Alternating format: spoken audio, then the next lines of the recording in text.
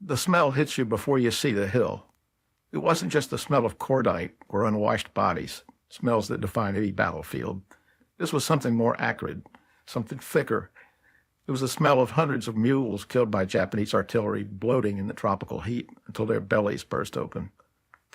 It's April 1944, and we're deep in the jungles of Burma at a place called Npumga. On a small ridge, an American battalion is trapped. They're surrounded by the Japanese 18th Division, battle-hardened veterans who conquered Singapore. The Americans are out of food. They're running out of ammunition. Their only source of water is a muddy depression in the ground that's been contaminated by the blood of the dead animals. The men digging in the mud aren't regular infantry. They are volunteers. They were promised, quote, a dangerous and hazardous mission. They were told they would make history. But as they lay in their foxholes, shivering from malaria, listening to the Japanese scream insults from the tree line, they aren't thinking about history. They're realizing a terrifying truth. The enemy in front of them wants to kill them, but the commanders behind them might just let them die. Welcome to World War II Obscura. When we think of American Special Forces in World War II, we usually think of the Rangers scaling the cliffs at Point du Hoc, or the airborne dropping into Normandy. We imagine quick, violent action.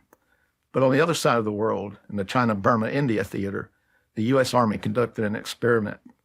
They created the 5307th Composite Unit, provisional. The press called them Merrill's Marauders. Their mission was technically impossible. They were to walk into the jungle, into unparalleled density of the Burmese jungle, cut off from all supplies, and operate behind Japanese lines for 3 months.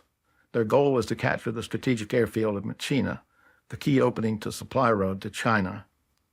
3 months, that was the promise, the limit of human endurance in that terrain. What happens when the mission isn't done in 3 months? What happens when a general refuses to believe that his men are breaking? This is the story of how one of the toughest units in American history was ground into dust by its own success. To understand the eventual tragedy of the Marauders, you have to understand who volunteered for it. In 1943, President Roosevelt put out a call for volunteers for a dangerous and hazardous mission. He didn't say where. He didn't say what. About 3,000 men stepped forward, creating a volatile collision of the Army's best and its worst. From the Southwest Pacific, battle-hardened veterans of Guadalcanal and New Georgia stepped forward, men who already possessed the 1,000-yard stare and simply wanted to get the war over with. From the Caribbean, bored garrison troops who had spent the war guarding palm trees volunteered just to escape the monotony. And then there were the disciplinary cases. Commanders saw the call as a golden opportunity to empty their stockades. A significant number of volunteers were given a stark binary choice: face a court-martial for their brawling and insubordination, or volunteer for Unit Galahad. This created a unit with a unique rough-edged chemistry. It was a provisional unit, meaning it had no regimental colors, no history, and no home base. They were essentially the orphans of the Army, a mix of Midwest cowboys, Sioux Indians, and Nisei, Japanese-American interpreters who volunteered to fight the country of their ancestors. They were a motley crew of rugged individualists who often resented authority, but loved to fight. They were commanded by Brigadier General Frank Merrill, a charismatic but physically frail intellectual. He was a former military attaché to Tokyo who knew the Japanese mind, but he was plagued by heart trouble that would prove disastrous in the field. His executive officer was Colonel Charles Hunter, a hard-nosed, unlovable professional who would become the tactical brain and bitter conscience of the unit. They trained in India, learning the craft of the long-range penetration group under the tutelage of the British eccentrics known as Chindits. They learned to live off the land. They learned to fight in small teams, but mostly they learned the misery of the mule. In the vertical jungle of Burma, jeeps were useless. The mule was the tank, the truck, and the ambulance. The men had to learn to pack 75mm howitzers onto the backs of these animals and drag them up 4,000-foot peaks. It was a relationship of love and hate.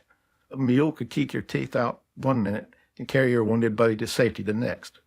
The survival of the unit depended entirely on these animals, and the men who became mule skinners had to master them or die. By February 1944, they were ready. They stepped off the Lido Road and vanished into the green.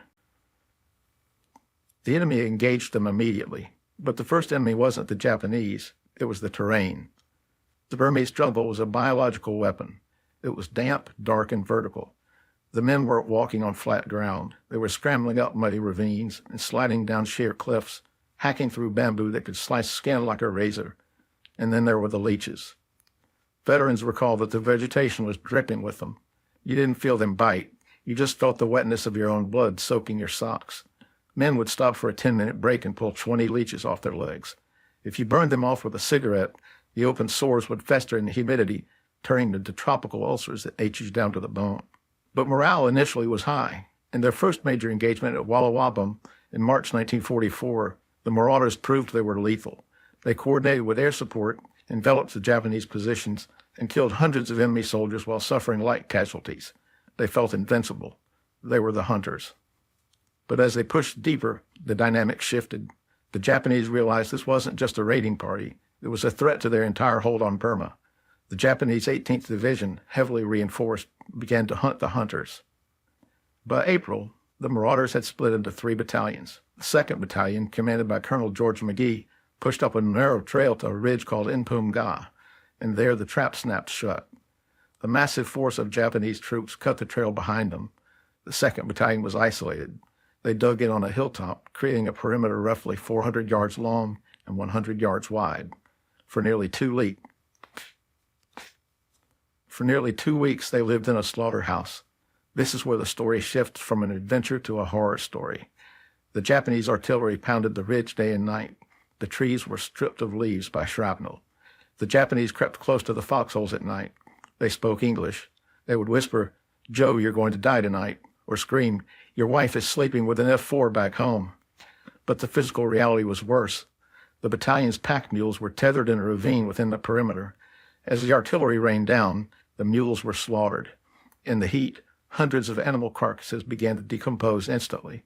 The stench was overpowering. It coated the backs of men's throats. It made eating the dry K rations impossible without vomiting.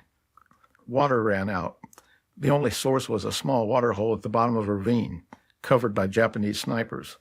When men did manage to crawl down there, they found the water was thick with the blood and fluid of the dead mules. They drank it anyway. They had no choice. Dysentery swept through the foxholes. Men were fighting for their lives while so weak from diarrhea they couldn't stand. The rest of the Marauders in the 1st and 3rd Battalions fought desperately to break through to them. When they finally did, on Easter Sunday, 1944, the men they found on that hill were hollow-eyed ghosts. They had held the line, but they were broken. By May 1944, the Marauders had been behind enemy lines for the promised 3 months. They had marched hundreds of miles. They'd fought major battles. They endured the siege. According to the original plan, this was the end. They were supposed to be pulled out. Their bodies were finished. The unit had lost 700 men to combat and disease, but the real killer was something the soldiers called the bloody ass. Amoebic dysentery had infected almost everyone. It wasn't just a stomach bug. It was a parasite destroying their intestines. Men were passing pure blood. They lost control of their bowels. Colonel Hunter and the other officers noted a change in the uniform. The men took knives and cut the seats out of their trousers. They simply couldn't stop marching to relieve themselves every 10 minutes, so they marched with their backsides exposed, liquid filth running down their legs, passing out from dehydration, being kicked awake, and marching again. They endured this because they believed the promise, "Take the airfield at Myitkyina, and you go home." But General Joseph Stilwell, the theater commander, had other ideas. Stilwell was under immense pressure from Washington and from his British allies. He needed a victory. He needed Myitkyina captured before the monsoon rains made the roads impassable. He looked at the reports of the Marauders' condition, reports of men losing 30 or 40 pounds, of malaria rates skyrocketing, and he chose to ignore them. He believed the Americans were soft. He believed they were malingering. He ordered them to attack Myitkyina.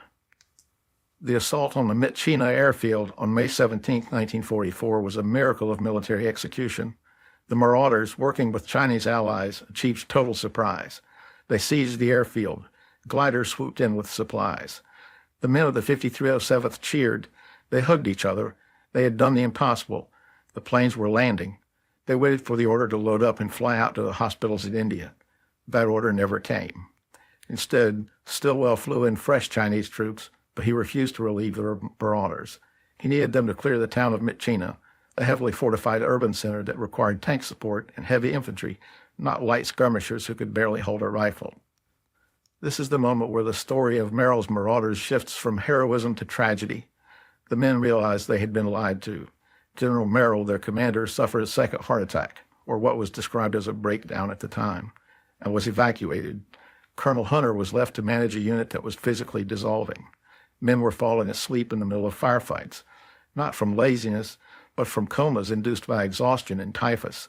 They would fire around, slump over, and have to be shaken awake by the men next to them. The casualty rate hit 80%, not from bullets, but from disease. General Stilwell was furious that the capture of the town was taking so long. He demanded more bodies on the line, but there were no more marauders. They were all in hospital beds in India. So Stilwell's staff issued an unprecedented order. Military police and medical officers were sent into the convalescent wards. They walked down the rows of cots where the men were recovering from malaria, dysentery, and bullet wounds. The order was simple. If a man's fever was under 102 degrees and he could stand, he was fit for duty. It was a shanghaiing of his own troops. Men were pulled out of bed, still wearing hospital pajamas, handed fatigues and a rifle, and driven to the airfield. Some of them collapsed on the tarmac. Others were flown back into the hell of Myitkyina. Veterans recounted scenes of men crying, not from fear, but from the sheer sense of betrayal. They had given everything they had. They had done the impossible, and their reward was to be ripped from their hospital beds and sent back into the meat grinder. One account describes a soldier who was sent back to the line with surgical stitches still fresh. They popped open when he tried to crawl into a foxhole. The town of Myitkyina finally fell in August 1944, but by then the 5307th, Unit Galahad, effectively no longer existed. The capture of the town itself was a strange anticlimactic affair. After months of grueling siege warfare, the Japanese garrison mostly slipped away from the Irrawaddy River on rafts under cover of darkness. When Allied forces secured the town proper on August 3rd, the victory felt hollow. The prize had been won, but the instrument used to win it, the 5307th, had been shattered beyond repair. The Marauders who stood in the ruins of Myitkyina were mostly fresh replacements, terrified teenagers thrown into the line to fill the boots of dead legends.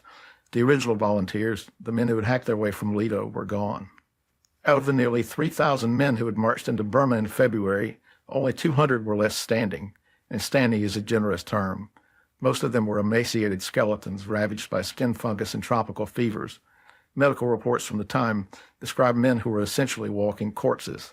They'd lost an average of 35 pounds per man. Their bodies were covered in naga sores and jumble rot so severe that they couldn't wear belts or packs without bleeding. The psychological damage was even more profound. They were suffering from what the Army termed AOE, accumulation of experience. It was a clinical way of saying their minds had simply shut down after 5 months of continuous high-stress combat with no relief. They were aggressive towards authority, despondent, and utterly spent. When the unit was finally disbanded, the sense of bitterness was toxic.